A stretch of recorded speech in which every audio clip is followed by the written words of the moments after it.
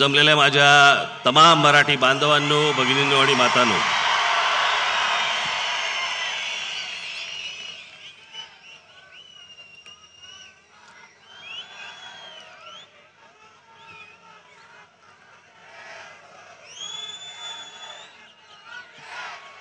जरा वातावरण बदलल्यामुळे बस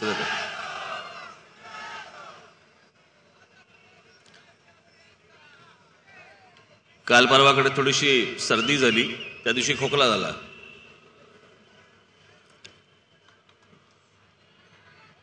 आणि कालपासून मला ते काय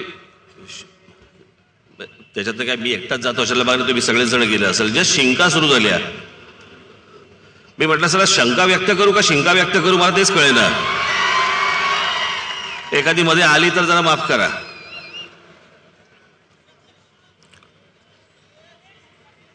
कारण आली ना तर हे फक्त तेवढंच घेतील.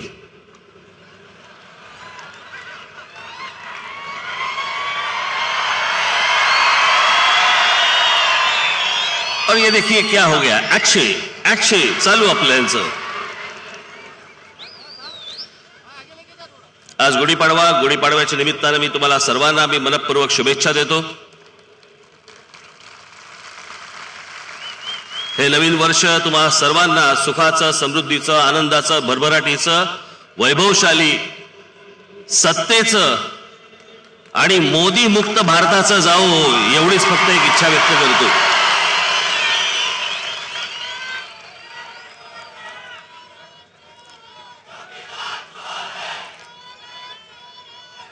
कारण आपली गुढीपाडव्याची सभा नेहमी असते. आता या वेळेला आली ती नेमकी त्या निवडणुकीच्या मध्यात आली. आणि निवडणुकीच्या मध्यात आल्यानंतर मला जरा निवडणुकीचा विषय बोलल्याशिवाय पुढे जाता येणार नाही.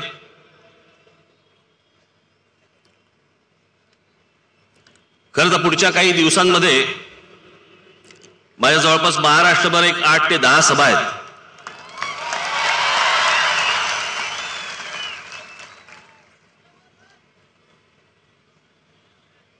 महाराष्ट्रातल्या विविध भागातनं तुम्ही सगळेजण आज इकडे आलेले आहात. खरं तर तुमच्या रूपाने मला आज इथे महाराष्ट्राचं दर्शन होतंय.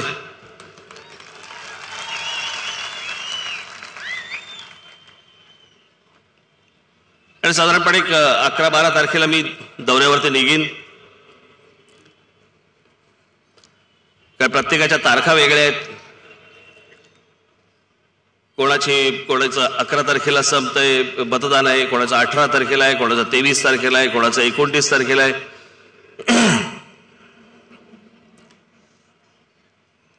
आणि मग त्याप्रमाणे त्या सगळ्या सभा आखलेल्या आहेत. आता ते तुम्हाला कळेल. गेले काही दिवस मी आपल्या वर्तमानपत्रांमध्ये, टेलिव्हिजन चॅनलमध्ये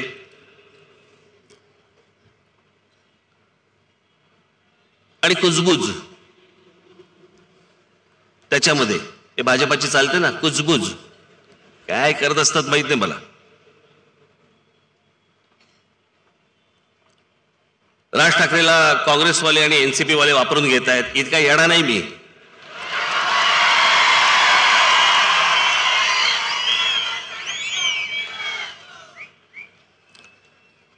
त्या दिवशीच माझ्या आपल्या मेळाव्यामध्ये मी सांगितलं होतं, मी या पत्रकारांशी काही बोललो पण नव्हतो, त्यांना भेटलो पण नव्हतो. माझं कुठे काही स्टेटमेंट नाही, काही नाही, कशाचा काही पत्ता नाही. हे स्वतःहूनच लावत होते बातम्या. 3 जागा मिळणार, 2 जागा मिळणार, काँग्रेस एनसीपी बरोबर युती होणार. मग त्याच्यात अजित पवारने एक स्टेटमेंट केलं की मनसे आम्हाला हवी आहे. मग पृथ्वीराज चव्हाणांनी स्टेटमेंट केलं मनसे आम्हाला नकोय. अरे मी विचारलं का तुम्हाला? मग मी एके दिवशी अजित पवारांना फोन केला, म्हटलं हो मला जरा भेटायचंय. आणि भेटून मी त्यांना हाच प्रश्न विचारला. मी म्हटलं मी तुमच्याकडे युतीचा प्रस्ताव मांडला? ते बोलले नाही. म्हटलं म्हणजे जागा वाटपाचा विषयच नाही. बाकी इतर बाजूला माझ्या पक्षातलं कोणी नेते तुमच्याशी बोलले का? ते बोलले नाही. म्हटलं मग तुम्ही का स्टेटमेंट देताय? अशोक चव्हाणांना पण बाकीच्यांना पण विचारलं मी, म्हटलं आम्ही तुमच्याशी काही बोललोय का? वर्तमानपत्रांमध्ये काही बातम्या येतात, चॅनलवरती काही बातम्या दाखवतात म्हणून म्हटलं ते येणार आणि तुम्हाला प्रश्न विचारणार, तुम्ही काही उत्तर देणार. तुम्हाला हवंय का नकोय याच्यापेक्षा मला तुमच्यावर यायचंय की नाही यायचं हे पहिला प्रश्न आहे ना.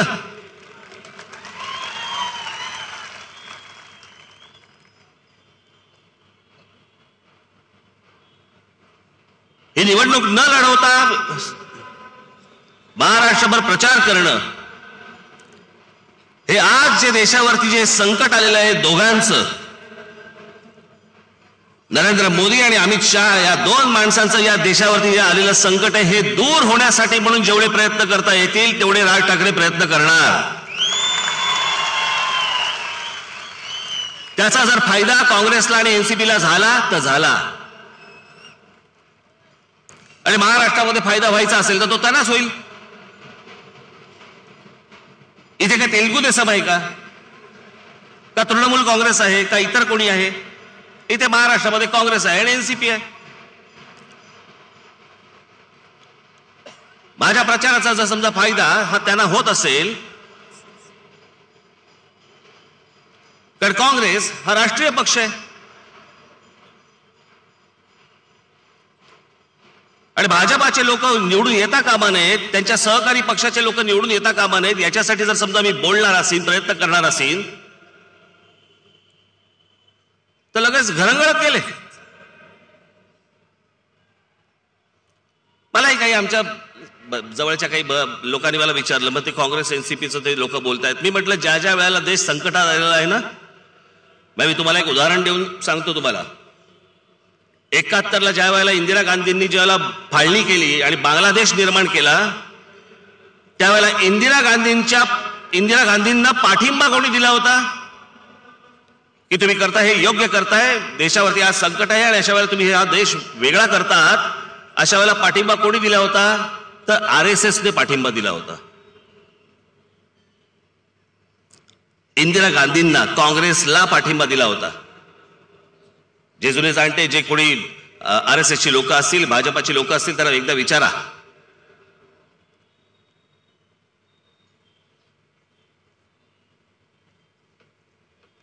ला ज्यावेळेला 75ला ज्याला आणीबाणी आणली गेली आणि 77ला ज्यावेळेला निवडणुका झाल्या, जनता पक्ष ज्या त्यावेळेला निवडणुकीमध्ये होता, त्या जनता पक्षाला मतदान करणारे असंख्य काँग्रेसवाले होते, असंख्य काँग्रेसची घराणी होती की ज्यांनी जनता पक्षाला मतदान केलं होतं. काय फरक पडला? ज्यावेळेला राजीव गांधींचं ज्यावेळेला हत्या झाली, इंदिरा गांधींची हत्या झाली, इंदिरा गांधींची ज्यावेळेला हत्या झाली त्यावेळेला अनेक अशी कुटुंब होती, भारतीय जनता पक्षातली असतील, संघातली असतील, की ज्यांनी काँग्रेसला मतदान केलं की नाही आमच्या पंतप्रधान गेल्या, त्याला मारलं. नेहमी एका ठिकाणी काय शिक्का मारत असलेले लोक, असा काही प्रसंग निर्माण झाला की त्याला दुसऱ्या ठिकाणी शिक्का मारू लागले. राजीव गांधींची हत्या झाली त्यावेळेलाही तेच झालं. अनेकांनी काँग्रेसला, तुम्ही जर राजीव गांधींची जर निवडणूक आठवत असेल तर निवडणुकीच्या मध्यात राजीव गांधींची हत्या झाली होती. त्याच्यामुळे त्यावेळेला झालेलं अगोदरचं मतदान आणि नंतरचं मतदान याच्यामध्ये फरक आहे. ज्या ज्या वेळेला देश संकटात आलाय, अडचणीत आलाय, मला असं वाटतं त्यावेळेला वेगळा विचार करणं गरजेचं असतं. त्या लोकांना मी तेच सांगितलं, म्हटलं हो शिवसेना घ्या आणि भारतीय जनता पार्टी घ्या. जिकडे भाजपाचा उमेदवार आहे तिकडे शिवसेनेच्या लोकांना तो नकोय, आणि शिवसेनेचा उमेदवार आहे तिकडे भारतीय जनता पक्षाच्या लोकांना नकोय. तरी पण सत्तेसाठी म्हणून मतदान करायला लावतात ना दुसऱ्याला, मनात नसताना. एक संकट दूर करण्यासाठी म्हणून मनात नसताना जर समजा तुम्हाला दुसरीकडे बटन दाबायला लागलं तर एकदा करून जातंय काय?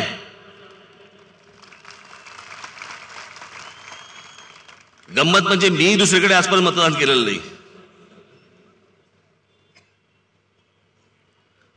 पण या सगळ्या पाठिंब्याचा किंवा या माझ्या प्रचाराचा किंवा आता हे सगळे काँग्रेस एनसीपीला होणाऱ्या फायद्याचा याचा विधानसभेशी काहीही संबंध नाही.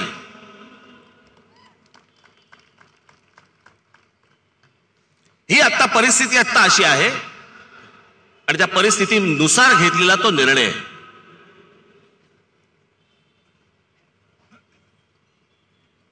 ज्या ज्या वेळेला अशा प्रकारची परिस्थिती येते त्यावेळेला तुम्हाला त्या त्या प्रकारचा निर्णय तसा घ्यावा लागतो.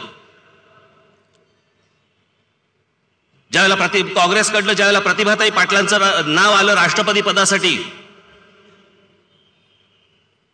मराठी राष्ट्रपती होणार असेल म्हणून माननीय बाळासाहेबांनी काँग्रेसला पाठिंबा दिला, काँग्रेसच्या उमेदवाराला पाठिंबा दिला होता प्रतिभाताई पाटलांसाठी.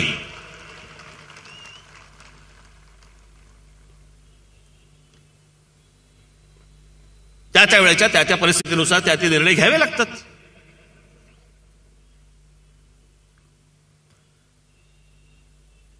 आणि जर समजा नरेंद्र मोदी आणि अमित शहा जर समजा असे वागले नसते तर मला असलं करावं लागलं नसतं. हे गेले ज्या 5 वर्ष ज्या प्रकारे वागलेले आहेत, म्हणजे आमच्या पंतप्रधानाची जगातली ओळख काय? फेकू. आज तुम्ही इंटरनेटवरती जा आणि फेकू असा शब्द टाईप करा, तुम्हाला इंटरनेटवरती फेकू या शब्दाचा समानार्थी शब्द नरेंद्र मोदी असा येतो. आज जा, आज. आमच्या पंतप्रधानाची, भारताच्या पंतप्रधानाची ओळख जगामध्ये काय? तर फेकू, थापा मारणारा माणूस.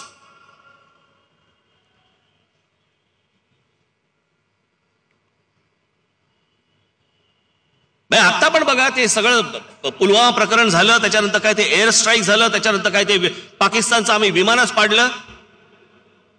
ज्या अमेरिकेने विमानं पुरवली त्या पाकिस्तानला, त्यांचं आजचं का कालचं स्टेटमेंट आहे, अमेरिकेकडनं आलेलं स्टेटमेंट आहे की जेवढी विमानं आम्ही त्यांना पुरवली होती तेवढी सगळी विमानं तशीच्या तशी आहेत, एकही विमान पाडलं गेलं नाही. उत्तर द्यावं नरेंद्र मोदींनी मला या गोष्टींचं. तुम्ही का खोटं बोलताय लोकांना?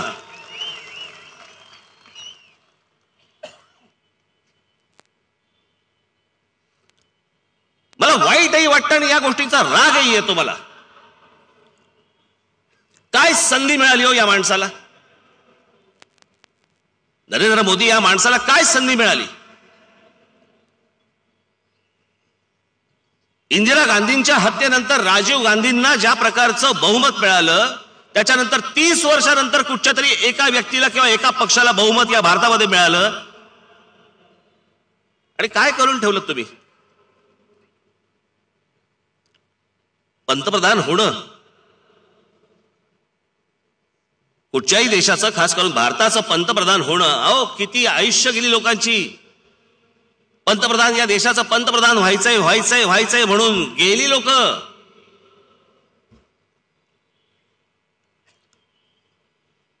राजकारणात निवृत्त झाली, बाहेर गेली किंवा गेली, पण या देशाचा पंतप्रधान व्हायचं स्वप्न त्यांचं पूर्ण होऊ शकलं नाही. अहो ताजंच उदाहरण घ्या ना आपण, कशाला लांब कशाला जा. लालकृष्ण अडवाणींचं उदाहरण घ्या.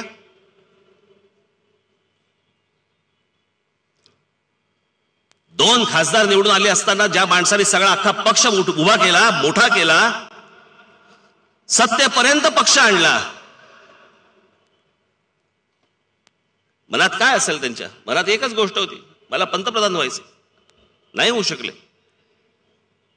लोकांची हयात गेली याच्यात.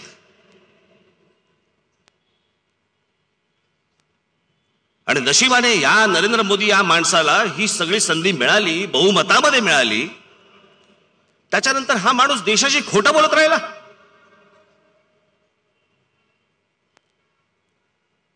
गेली 5 वर्ष झाली या माणसाने एक पत्रकार परिषद घेतलेली नाही. तुमच्या आमच्या कोणत्याही प्रश्नाला उत्तर द्यायला तयार नाही पंतप्रधान आमचा माणूस. कसली भीती वाटते पत्रकारांच्या समोर जायला? पंतप्रधानाला भीती कसली वाटते?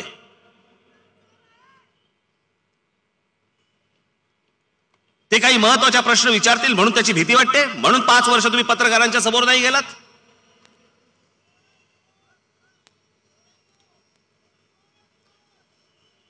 मी आज काही गोष्टी आणल्यात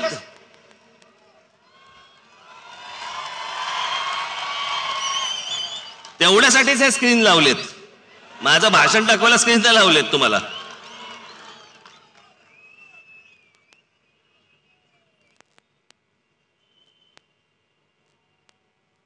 काय करू शकला असता माणूस.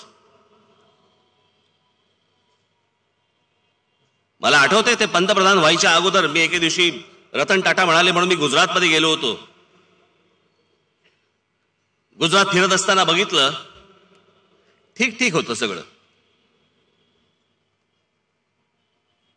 पण तिकडे काही मला काही कारखान्यांमध्ये नेलं, इकडे नेलं, तिकडे नेलं, पण सतत माझ्या बरोबर हे माझ्या नंतर नंतर लक्षात यायला लागलं. माझी पत्नी पण होती बरोबर, माझे काही मित्र सहकारी इतर पण काही जण बरोबर होते.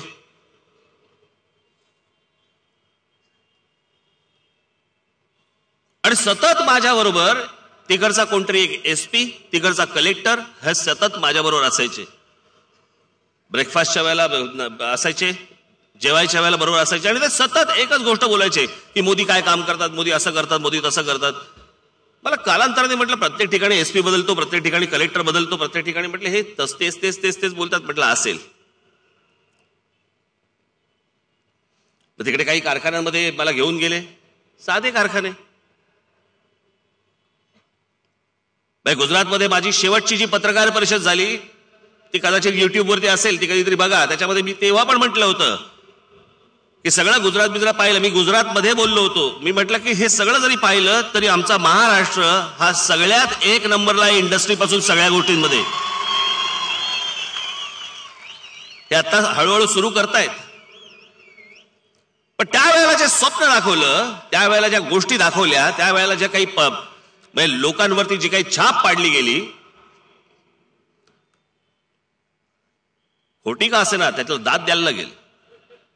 तिथे मी ज्या वेळेला गेलो त्या एका कारखान्यामध्ये माझ्या इथे एक मित्र बसलेले असतील कुठेतरी, जयेश गांधी म्हणून, ते माझ्याबरोबर तिकडे होते.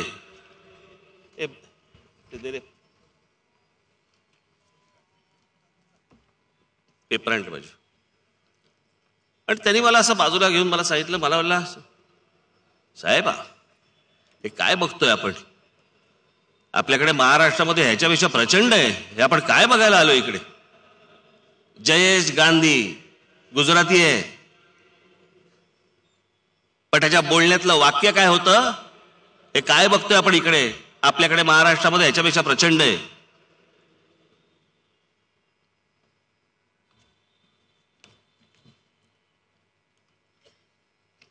तोपर्यंत सगळ्यांना असं वाटलं की बाबा काय आता काय होणार आहे. पण एक तुम्हाला गोष्ट सांगतो, विरोधी पक्षाचं सरकार ज्या वेळेला बसतं ना त्यावेळेला कळतं काँग्रेसचं महत्व. तोपर्यंत काँग्रेसला आपण शिव्या घालत असतो, सगळ्या गोष्टी असतं. केंद्रातलं बोलतोय मी. काय काय वारे बाप काय काय गोष्टी सांगितल्या त्यावेळेला मोदींनी. आणि ज्या वेळेला हा माणूस पंतप्रधान झाल्यावरती माणूस बदलला. लोक मला विचारतात की राज ठाकरे हा पहिल्यांदा नरेंद्र मोदींची स्तुती करायचा, आता नरेंद्र मोदींवरती टीका करतो. मी म्हटलं काय मला वेळ नाही लागलं. मी म्हटलं मी जो अगोदर माणूस पाहिला आणि आता पंतप्रधान म्हणून जो माणूस पाहिला, माणूसच बदलला, माझी भूमिका बदलली. काँग्रेसमध्ये पण आपले नेहरू, गांधी, राजीव गांधी यांचीच तुम्हाला प्रत्येक योजनांना नावं द्यायला लागतात का. आणि भाजपला पण तिकडे सगळीकडे प्रधानमंत्री, भाजपा असंच अशीच सगळी नावं द्यावं लागतात का तुम्हाला. या देशात दुसरी माणसं जन्माला आली नाहीत का. मला आठवतंय मी एकदा इटलीला गेलो होतो आणि इटलीला रोम विमानतळावरती माझं विमान लँड झालं. विमान लँड झाल्यावरती ती आतली बाई जी होती, मी खरंच सांगतो माझ्या अंगावरती शहारा आला. ती जेव्हा बाई आतमध्ये त्या विमानामध्ये म्हणाली ना लँड झाल्यावरती, welcome to Leonardo Vinci airport. Leonardo da Vinci हा जगातला एक मोठा शिल्पकार, चित्रकार, सगळंच. त्याच्या पुढे कला गेलीच नाही म्हणतात.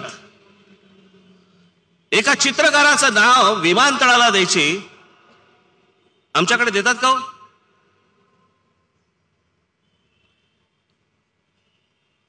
इतकी कर्तृत्ववान माणसं या देशामध्ये जन्माला आल्यानंतर देखील कोणत्याही गोष्टींना त्यांची नावं दिली जात नाहीत.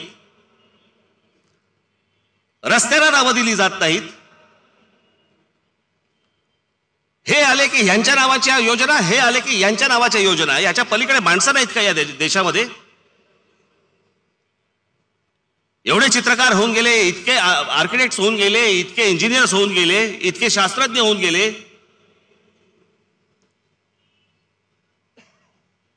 कोणाची नावं द्यावीशी नाही वाटत? त्यांच्यातल्या त्यांच्यातच तुम्ही फक्त तिकडेच खेळत राहता.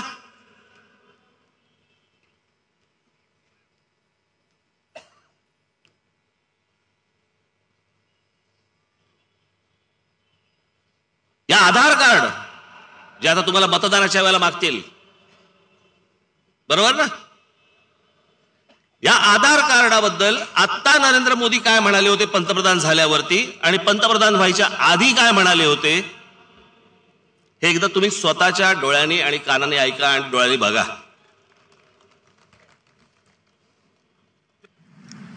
हम सब जानते हैं कि संसद में आधार एक्ट 2016 अब पास हो चुका है. इस एक्ट के पास होने के बाद अब हमें सब्सिडी हो या फिर तमाम दूसरी सुविधाएं हो, डायरेक्ट कैश ट्रांसफर के लिए आधार के प्रयोग की सुविधा अब हमें प्राप्त हुई है. 128 करोड़ की आबादी वाले हमारे देश में अब तक 102 करोड़ लोगों का आधार कार्ड बांटे जा चुके हैं. यानी अब देश की 79% जनसंख्या के पास आधार कार्ड है. और उसमें भी अगर हम एडल्ट्स को सोचें, वयस्कों की बात करें, तो देश के 96% नागरिकों के पास आधार कार्ड है. आप सभी के समर्थन से इस साल के अंत तक हम देश के हर नागरिक को आधार कार्ड से जोड़ पाएंगे. आता याच आधार कार्डाबद्दल नरेंद्र मोदी पंतप्रधान व्हायच्या आधी काय बोलले ते ऐका. पिछले 3 साल से मैं लगातार गुजरात की तरफ से प्रधानमंत्री को चिट्ठी लिखता रहा हूं और मैंने आधार कार्ड के संबंध में गंभीर सवाल उठाए थे. मैंने उनसे चेतावनी दी थी कि गुजरात हमारा सीमावर्ती राज्य है. आप इस प्रकार से किसी के माध्यम से किसी को भी आधार कार्ड देते जाओगे तो हिंदुस्तान में जो इन्फिल्ट्रेशन करने वाले लोग हैं उनको बढ़ावा मिलेगा. पड़ोसी देशों के लोग हमारे यहां घुस जाएंगे, गैर कानूनी तरीके से वो नागरिक बन जाएंगे, हक छीन लेंगे हमारा.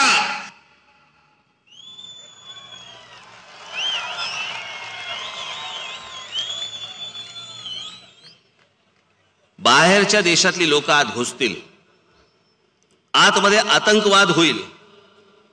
या सगळ्या गोष्टींना तुम्ही आधार कार्ड वाटू नका, देऊ नका, तर ह्या सगळ्या गोष्टी होतील, देशाला धोका निर्माण होईल.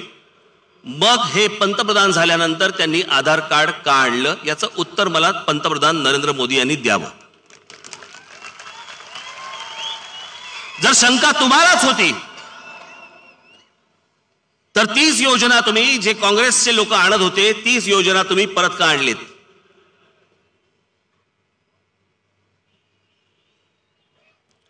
एफडीआय नाही, तुमचं काय ते नमामि गंगे,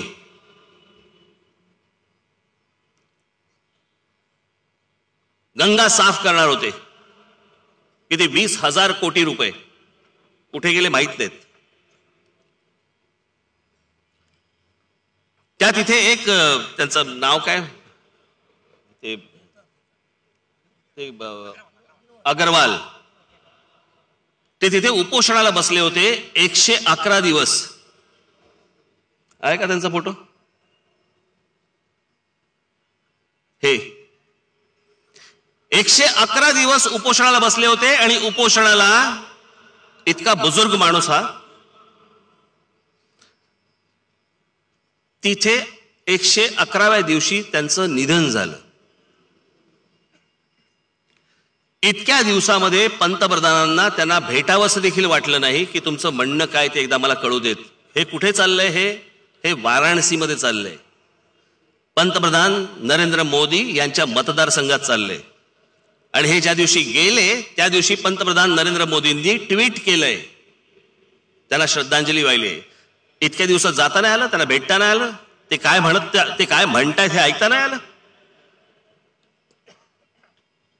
त्या गंगा स्वच्छ करण्याची जी कमिटी नेमलेली आहे त्या कमिटीच्या एकाही बैठकीला आजपर्यंत नरेंद्र मोदी कधी हजर राहिलेले नाहीयेत.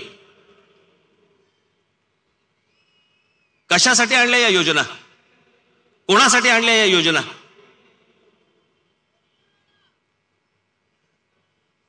निवडणुकीच्या अगोदर सांगतात की शेतकऱ्यांना कर्जमाफी दिल्याशिवाय आम्ही शांत बसणार नाही.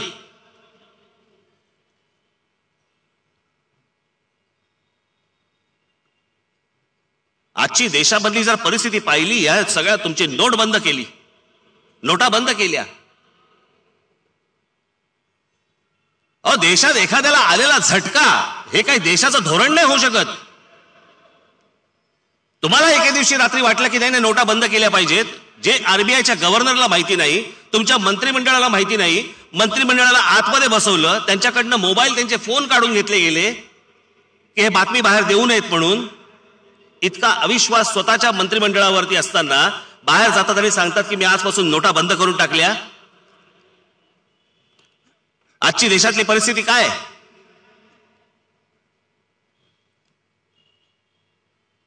आता आलेला रिपोर्ट आहे, जवळपास या नोटबंदी आणि जीएसटी नंतर या देशातल्या 4 ते 4.5 कोटी लोकांच्या नोकऱ्या गेलेत. सगळी चॅनल्स दाबून ठेवली आहेत, सगळी वर्तमानपत्र दाबून ठेवलेली आहेत, तुमच्यापर्यंत बातम्याच पोहोचवायच्या नाहीत.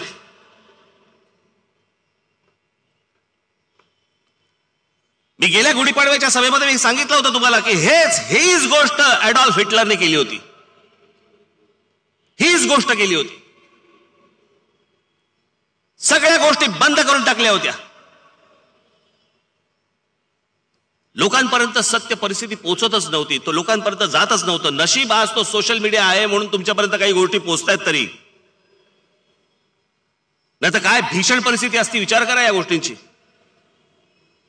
वर्तमानपत्रांचं स्वातंत्र्य काढून घेतलं, आमच्या पत्रकारांचं स्वातंत्र्य काढून घेतलं, टेलिव्हिजन चॅनलवरच्या पत्रकारांचं, संपादकांचं स्वातंत्र्य काढून घेतलं, मालकांना धमक्या दिल्या जात आहेत, मालकांच्या घरावरती रेड्स टाकले जात आहेत. ते कोणतं सरकार आहे?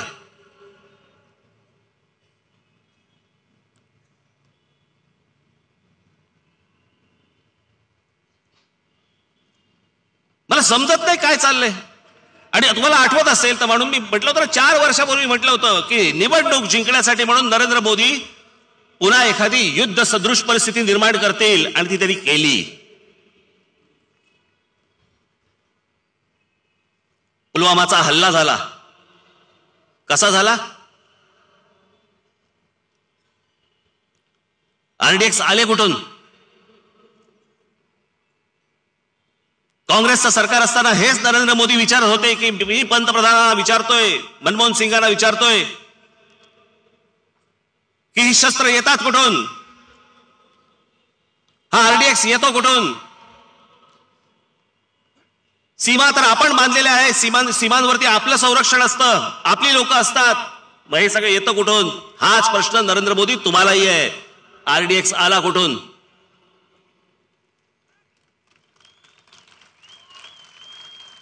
आमचे 40 जवान हकनाक तरुण मारले गेले त्याच्यामध्ये. आज ते गेले त्यांची बातमी झाली, भुर सगळं झालं. आज त्यांच्या कुटुंबियांकडे बघायला कोण नाही. त्याच्यावरतीही राजकारण तापत होते.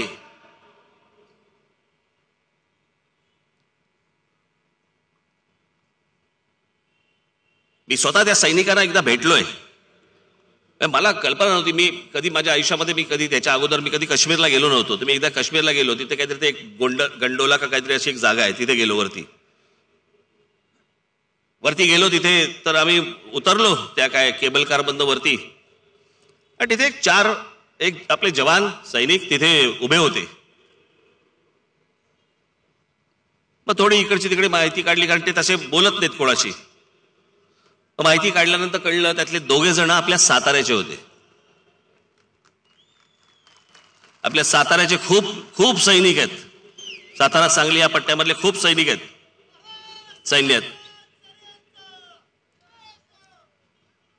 ते ज्या परिस्थितीमध्ये तिथे बर्फ होता सगळा, आणि मग त्यांनी मी म्हटलं की आता तुम्ही कशासाठी थांबला? ते बोलले नाही, आमचं सामान खालून वरती येत आहे, रोजचं जेवणाचं आणि इतर कपडे बिपडे जे काही थंडी असते आणि ह्या सगळ्या गोष्टी. थोड्या वेळाने ते सगळं सामान आलं. 4 जण होते. 4 जणांनी अंगावरती साधारणपणे 10 माणसांचं 12 माणसांचं सामान उचललं होतं. आणि तिकडे अशी एक तार अशी एक लावली होती, त्याच्या पलीकडे ते गेले. आणि मी त्यांना अगदी विचारलं, म्हटलं तुम्ही राहता कुठे? तर एक दूर लांब असं कुठेतरी असं अंधुकसं दिसत असलेलं एक त्याच्यातलाच कुठेतरी एक टेंट दाखवला मला लांब. आणि आम्ही तिकडे त्या टेंटमध्ये राहतो. मी म्हटलं असे किती जण आहेत? ते बोलले असे खूप आहेत, म्हणजे आत तर टेंट खूप आहेत. मग आता आम्हाला सामान इथे न्यायचं, मग त्यांना आम्ही पुढे सामान पुरवायचं. असं इतक्या कष्टामध्ये हे सगळे जवान आपले तिकडे देशाचं संरक्षण करत असतात. आणि हे संरक्षण करत असताना आम्ही काय करतोय त्याच्यावरती तर राजकारण.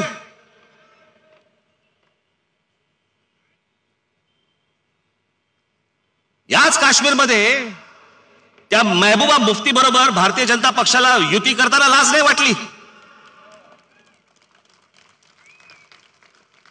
आणि ती युती केल्यानंतर तिथे भाषण करताना मी तुम्हाला एक प्रसंग म्हणून सांगतो. तिथे एक प्रसंग असा घडला होता की तिकडे 3 बॅरिकेड्स होती. बॅरिकेड असतात जे टाकलेली असतात, त्याच्यावरती पोस्ट चेक होत असतात. गाड्या असेल, कोणी असेल, काही असेल. एक माणूस आला गाडी घेऊन, त्याला आपल्या तिकडच्या लोकांनी थांबवलं. तो ऐके ना, तो पुढे गेला. दुसरं बॅरिकेड तोडलं त्यांनी, ते हलवलं. तिसरं बॅरिकेड तोडल्यानंतर आपल्या जवानांनी काय करायचं होतं? त्याला खाकेत जाऊन गुदगुल्या करायच्या होत्या का? तिसरं बॅरिकेड तोडल्यानंतर आपल्या जवानांनी फायरिंग केलं. कारण माहिती नाही कोण आहे, हा येतोय कोण माणूस. फायरिंग केलं, त्यात तो गेला. तो गेल्यानंतर जो काही धुमाकूळ तिकडे घातला गेला, त्या फायरिंग केल्यानंतर त्या जवानांना तिकडे जे होते त्यांना सगळ्यांना सस्पेंड केलं. नरेंद्र मोदी काय बोलले तर ऐकू रे. आमच्या देशाचा पंतप्रधान आमच्या जवानांबद्दल काय बोलतो बघा. पहली बार 30 साल में पहली बार ये मोदी सरकार की कमाल देखिए. पहली बार सेना ने प्रेस कॉन्फ्रेंस करके कहा कि जो 2 नौजवान मारे गए थे सेना की गलती थी, और सेना ने अपनी गलती मानी. इंक्वायरी कमीशन बैठे और जिन लोगों ने गोली चलाई थी उन पर केस दर्ज कर दिया गया. ये मेरे नेक इरादों का सबूत है मेरे भाई बहन. 30 साल में नहीं हुआ है, 30 साल में नहीं हुआ है. और इसलिए मेरे कश्मीर के भाइयों बहनों, मैं आपको न्याय दिलाने के लिए आया हूं. तरी त्या जवानांनी त्यांचं कर्तव्य पार पाडलं, तर त्यांच्यावरती माफी मागायला लावली, त्यांच्यावरती केसेस टाकल्यात. आणि त्याच्यानंतर आपण अपेक्षा करायची की त्यांनी आमचं संरक्षण करावं म्हणून. भारतीय जनता पक्ष आणि ज्या वेळेला हे महबूबा मुफ्ती यांचं सरकार, ज्या वेळेला युतीमध्ये सरकार होतं, हे त्यावेळेची गोष्ट आहे. त्याच्यानंतर काश्मीरमध्ये काय परिस्थिती होती बघा. परिस्थिती काय होती बाजूला.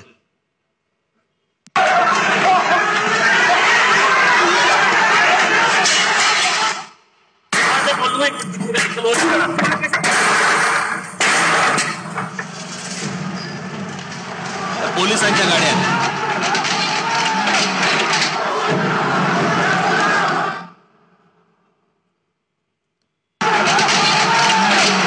Go India! Go back!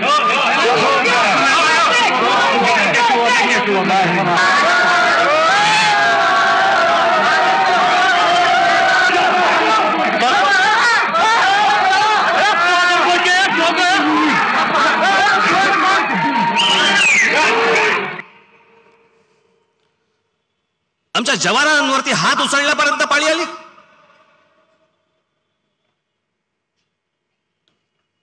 याचं कारण ते काहीच करू शकत नव्हते. कारण जर काही केलं तर आमच्यावरती केसेस टाकणार, आमच्या इन्क्वायऱ्या बसवणार. आणि तिथे असलेले आमचे जवान, ते काय सीआरपीएफचे आणि इतर आमचे सगळे जे जवान आहेत, काय करतात ते तिथल्या स्थानिक लोकांचा मार खात आहेत.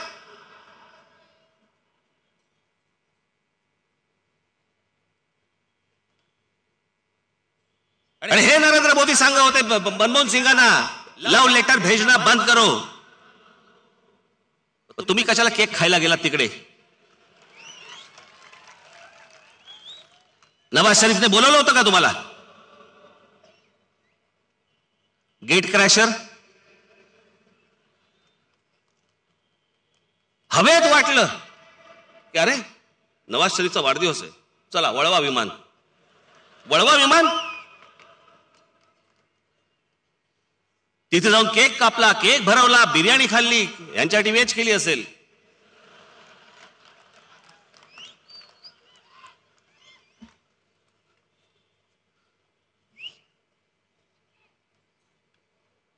या सगळ्या गोष्टी केल्यानंतर मी मागच्याला वाचून दाखवलं होतं की त्याच्यानंतर हे सगळा तुमचा पठाणकोटचा हल्ला झाला, तात्काळ झाला.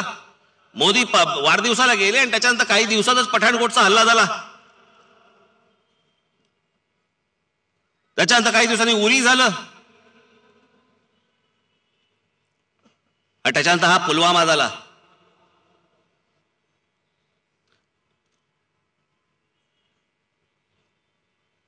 एअर स्ट्राईक केला. एअर स्ट्राईक केला किती वाजता? पहाटे 3 वाजता. म्हणून मागे म्हटलं होतं ना मी, पहिलं जाहीर कोणी केलं? अमित शहाने. 250 माणसं मारली गेली. को पायलट होतास का तू? मागे बसला होता का तू? गच्चा असा कोंबून बिंबून बसला असेल. विमानात जात नाही, तेवढी जागा नसते तेवढी.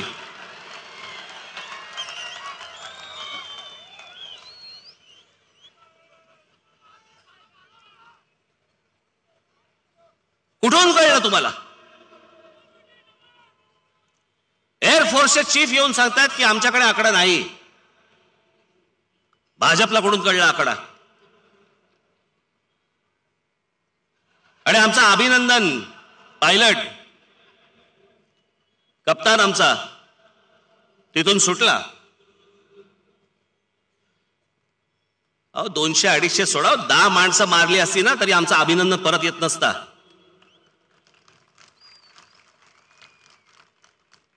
पंतप्रधान त्याच्यावरती विचारतात काय? विरोधक म्हणे माझ्याकडे प्रूफ मागतायत. अरे द्यायला नको? तुम्ही जर निवडणुकीच्या प्रचारासाठी या गोष्टी वापरणार असाल आणि करणार असाल आणि जर बाकी समजा देशाने तुम्हाला विचारलं की बाबा हे कुठे माणसं मेली, जरा काहीतरी प्रूफ दाखवा, कुठे बॉम्ब टाकला त्याचा प्रूफ दाखवा, कुठे ते विमान पाडलं पाकिस्तानचं त्याचा प्रूफ दाखवा. प्रूफ विचारायचा नाही. विचारलं की देशद्रोही. हे देशद्रोही देशद्रोही देशद्रोही ही जी टूम आहे ना, ही पण कुठून आली आहे माहितीये का? ही पण ॲडॉल्फ हिटलरवरनं आली आहे. ॲडॉल्फ हिटलर ज्या वेळेला तिथे सत्ताधारी झाला त्याच्यानंतर त्याच्या विरोधात जे जे लोक बोलले, जो कोणी त्याच्या विरोधात बोलेल जाहीर करून टाकायचा हा देशद्रोही आहे. हे सगळं तिकडनं आलंय.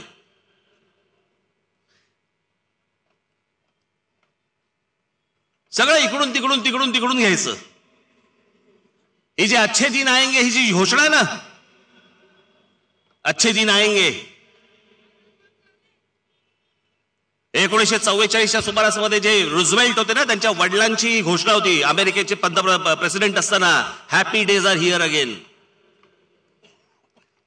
त्याच्यावर घेतलेली ही घोषणा आहे आणि त्याच्यामध्ये ॲडॉल्फ हिटलरची पण तीच घोषणा होती, तशाच प्रकारची घोषणा होती. हे रात्री पुस्तकं वाचत असणार.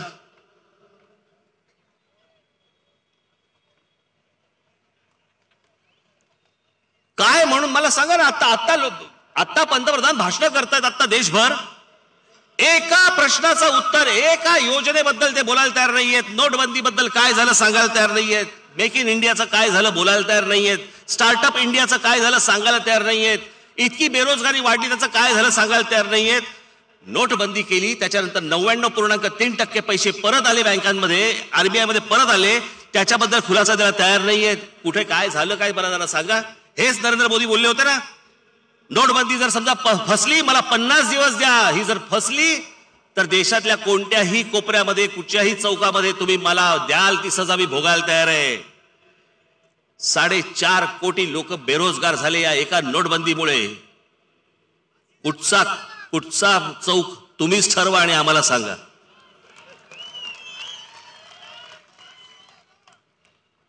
आताच्या निवडणुकीच्या भाषणामध्ये ह्याच्याबद्दल एक गोष्ट बोलायला तयार नाहीयेत.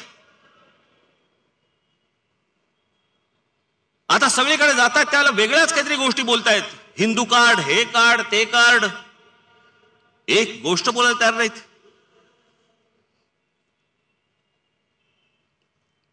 मागे जे चालू होतं आठवतं तुम्हाला, गोमास, आठवतं का तुम्हाला? त्याच्यावरती अनेक लोकांना, जवळपास देशामध्ये 100च्या वरती लोकांना मारलेत. उत्तर प्रदेशमध्ये तर अशी घटना घडली की एका माणसाला ठार मारला आणि ठार मारल्यानंतर कळलं की ते बीफ नव्हतं, ते मटण होतं.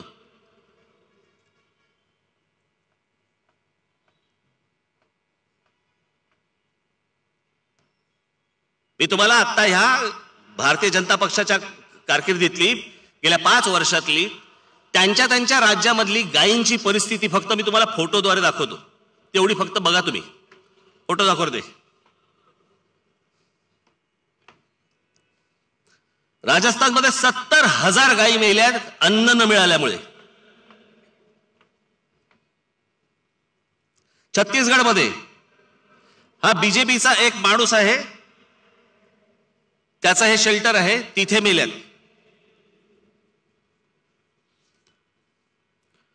अरे तुमच्यामध्ये एक असं निर्माण करायचं की बाबा बघा हा बीफ खातो, हा असं करतो, मग हे सगळे मुसलमान असतात, मग हे गाय कापतात. अहो जर सगळ्यांनी गायी कापल्या असत्या ना, मग दूध कोणी दिलं असतं?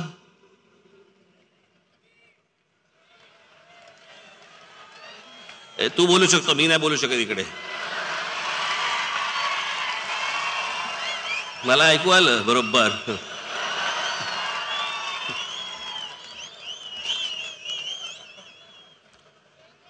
आणि हे जे सगळं गोहत्या, गोमांस, गोरक्षा याच्यावरती जे गेले काही वर्ष, गेले काही दिवस, महिने, वर्ष जे काय चालू होतं ना या देशामध्ये, आता नरेंद्र मोदी काय स्वतः म्हणतायत हे तुमच्या कानाने ऐका, डोळ्याने बघा, तुमच्या पंतप्रधानावरती विश्वास बसणार नाही. दाखवा. आप कत्ल खानों की बात करते हैं, तो एक समुदाय विशेष की रोजी रोटी भी उससे जुड़ी है. दूसरी बात है कि एनडीए के कार्यकाल में भी मीट एक्सपोर्ट बड़े पैमाने पर हुआ, तो उस समय आपकी सरकार ने क्यों नहीं किया कुछ?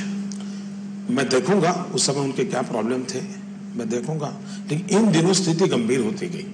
उस समय हो सकता है, शुरू में मेरे पास डिटेल नहीं है, उस समय हो सकता है कि हमारे पास दूध न देने वाले पशुओं की संख्या एक्सेस हुई हो, उसमें से एक विचार बना हो. लेकिन ये आपकी जानकारी सही नहीं है कि कोई एक कम्युनिटी इस बिजनेस में है, ऐसा नहीं है जी. मेरे कई जैन मित्र हैं जो इस व्यापार में है. इसको किसी कम्युनिटी से मत जोड़िए. ऐकलत? मेरे कई जैन मित्र हैं जो इस बिजनेस में है. मैं गाय कापणे, बीफ एक्सपोर्ट करणे आणि या सगळ्या ज्या गोष्टी आहेत याच्यामध्ये यांचे काही मित्र आहेत, जैन मित्र.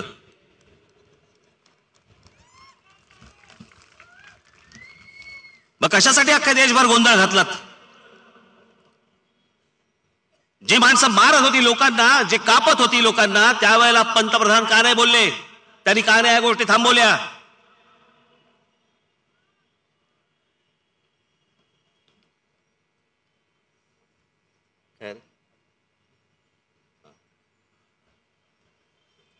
का नाही या गोष्टी थांबवल्या?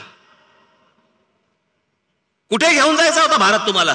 काय नक्की करायचं होतं या देशाचं?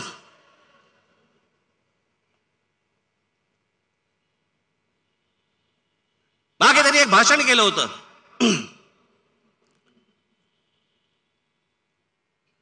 ते काय इंडिया, एवढी नावं ठेवली त्यांनी, डिजिटल इंडिया. Digital India. प्रत्येक गावागावामध्ये काय ते तुमचं छोटी छोटी मशीन आणि सगळ्या गोष्टी, मग तुम्हाला बँकेचं कार्ड मिळणार, मग बँकेत तुम्ही जाणार वगैरे वगैरे. मी मध्यंतरी विदर्भाच्या दौऱ्यावरती होतो आणि विदर्भाच्या दौऱ्यावरती असताना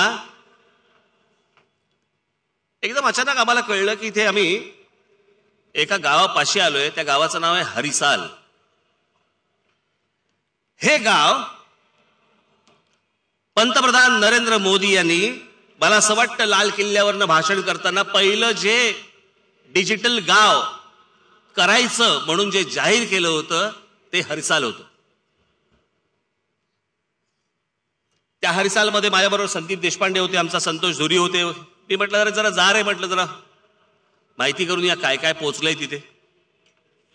म्हणून आमचे संदीप देशपांडे, आमचा संतोष धुरी वगैरे तिकडे गेले. तुम्हाला हरिसाल या गावाची परिस्थिती काय आणि जाहिरात काय हे समोर दिसेल तुम्हाला. हे बघाच तुम्ही.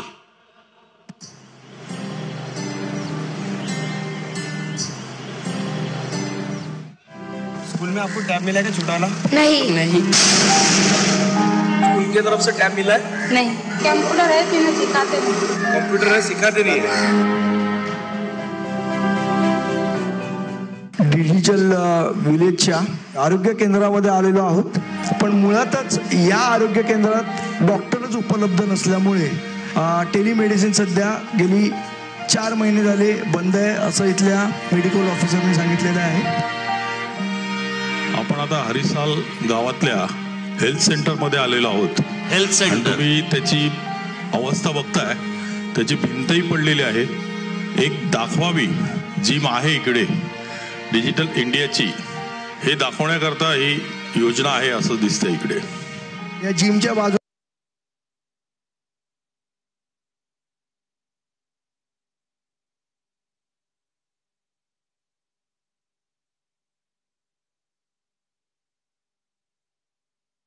वायफाय वगैरे नाही. वायफाय म्हणजे जास्तीत जास्त रेंजच नाही इथं. आपण डिजिटल विलेज मध्ये आहोत आणि इथे वायफायची काका सांगतात आपल्याला रेंजच नाही अजिबात. इथे जल्दीफाय कंपनी आहे, त्यांनी तुमचं हे सगळं गाव आहे ते डिजिटल बनवलेलं आहे. जागोजागी टॉवर लावलेले आहेत. तर त्या टॉवरमधनं तुम्हाला सगळ्या गोष्टी फ्री बघायला मिळायला पाहिजेत, फुकट बघायला मिळायला पाहिजेत. तुम्हाला कोणाला पैसे द्यायची गरज नाहीये. तर तुम्हाला तसं बघायला मिळतं का? नाही नाही नाही कुठे बघायला भेटून राहिलं? काय आहे? काहीच नाही आमच्याजवळ फ्री. माझ्या पाठीमागेच मी तुम्हाला दाखवतो की टॉवर आहे, पण इथे वायफायची रेंजच आपल्याला मिळत नाही. त्यामुळे बऱ्याचशा ज्या गोष्टी ऑनलाईन आहेत त्या ऑनलाईन इथे होताना आपल्याला दिसत नाही. काहीच नाही सांगितलं. डिजिटल काय आहे, कायच्यावरून वापरतात, कायच्यासाठी आहे, फक्त डिजिटल आहे एवढं माहित आहे. मॅडम आपल्याकडे स्वॅप मशीन आहे का? नाही आहे. नहीं नहीं नाही. काका आपल्याकडे स्वॅप मशीन आहे का? स्वॅप मशीन नाही. तुमच्या बँकेत खातं आहे का? हा खाता आहे. तुमच्याकडे एटीएम कार्ड आहे का? नाही आहे. मग तुम्ही पैसे कसे काढता बँकेतनं? अकाउंटमध्ये बँकेत जाऊन काढता का तिथे मशीनमध्ये पैसे काढता? बँकेत जाऊन. हां. मग तुम्हाला बँकेने कार्ड नाही दिलं का? नाही. डिजिटल इंडिया आपण म्हणतो, पण बऱ्याचशा कस्टमरकडे बँकेचं एटीएम कार्डच नाही आहे. ये खेती आपकी है क्या? हाँ. सिर्फ खेती करते हो यार और कुछ? खेती काम ही करते हो. ये गाँव डिजिटल हुआ, आपको पता है ना आपको? हाँ. आप मोबाइल यूज करते हो क्या? मोबाइल नहीं है अपने पास. मोबाइल नहीं है. हाँ. घर में किसी के पास? घर में नहीं है. घर में भी नहीं.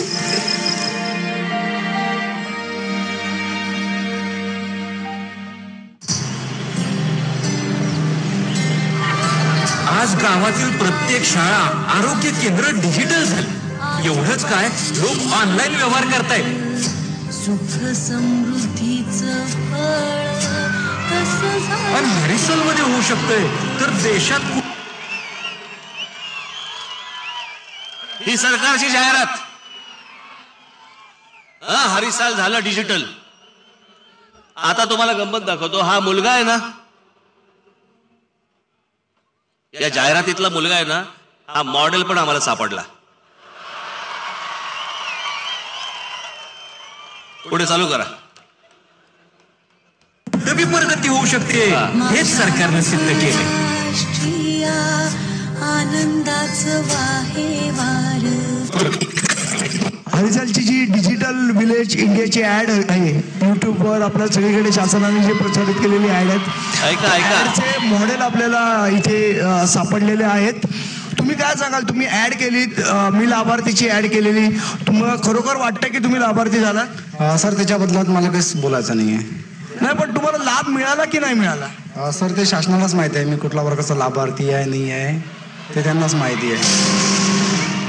तुमच्याकडे स्वॅप मशीन आहे का? माझ्याकडे नाही. पेटीएम? काहीच नाही.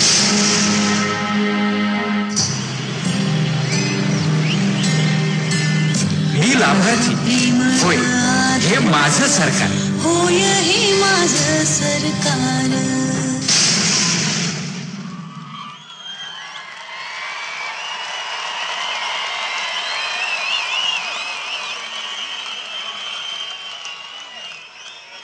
हे तुमचं सरकार.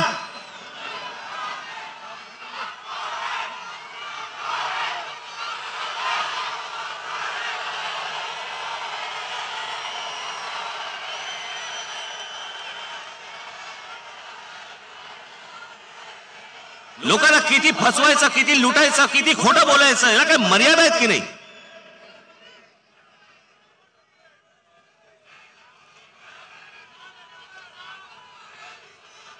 ही सगळी माणसं तिकडे सापडली, काही नाहीये त्या हरसालमध्ये. पंतप्रधान खोटं बोलतात.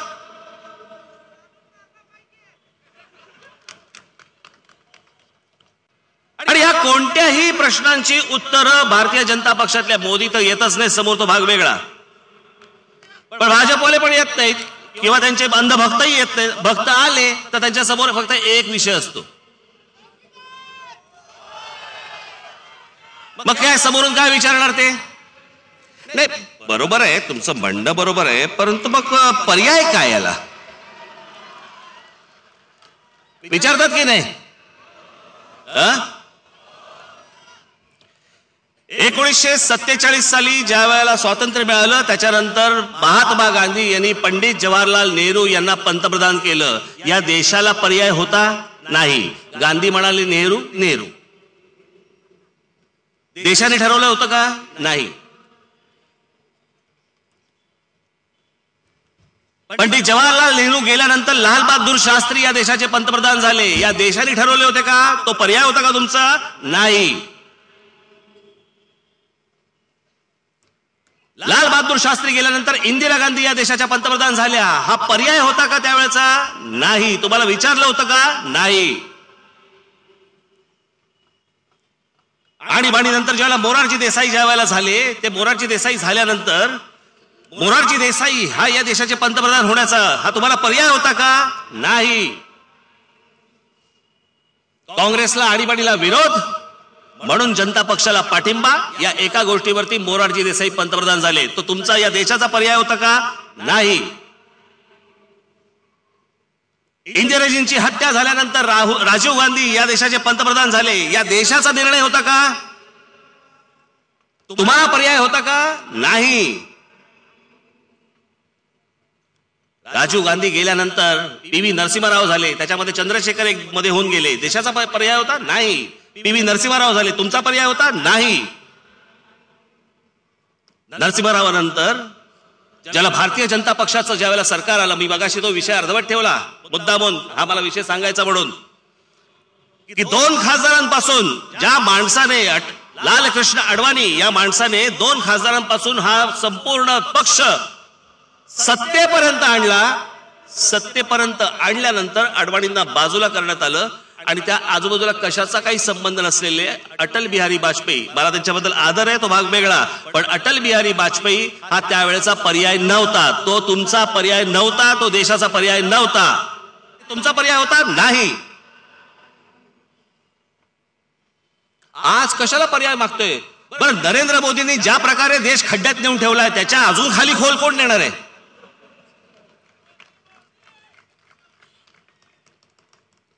मग उद्या जर समजा या देशाचा पंतप्रधान राहुल गांधी जर समजा झाला, नाहीतरी प्रयोगच करायचे ना देशावर. एक प्रयोग आम्ही नरेंद्र मोदींचा पाहिला, ज्यांनी देश खड्ड्यात घातला. उद्या राहुल गांधी पंतप्रधान होऊ देत, आम्हाला बघू देत. उद्या जर समजा या देशाच्या नशिबामध्ये चांगली गोष्ट असेल तर त्यांच्या हातून या देशामध्ये काही चांगली गोष्ट घडू शकते.